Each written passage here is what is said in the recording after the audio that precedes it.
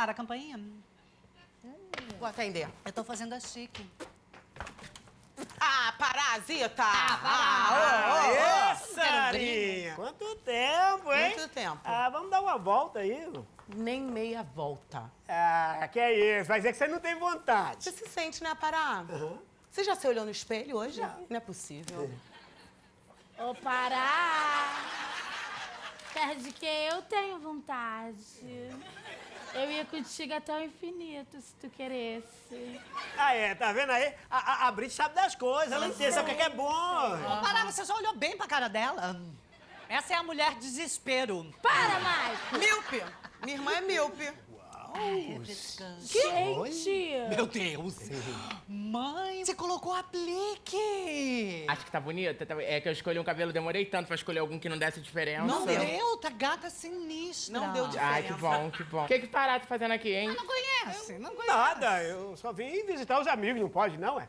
Ah, filha de palhaçada que tu é mais falso do que esse raibão que tá na tua cara.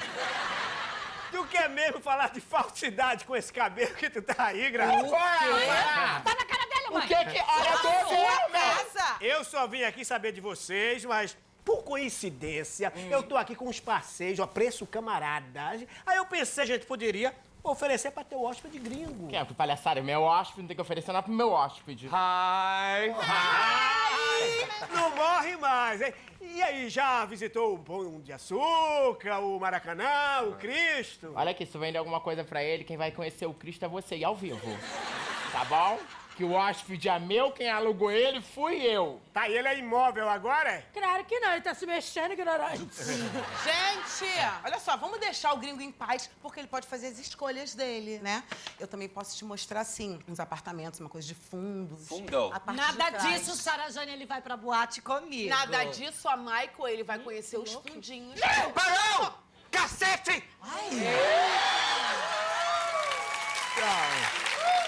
Eu que vou decidir! Ai, deu um beijão. Isso aí! Deixa o cara decidir, rapaz, sem pressão, né? Isso. Olha aí, ó, passeio do Pará. Aí. Obrigado. Mulherzinha aí,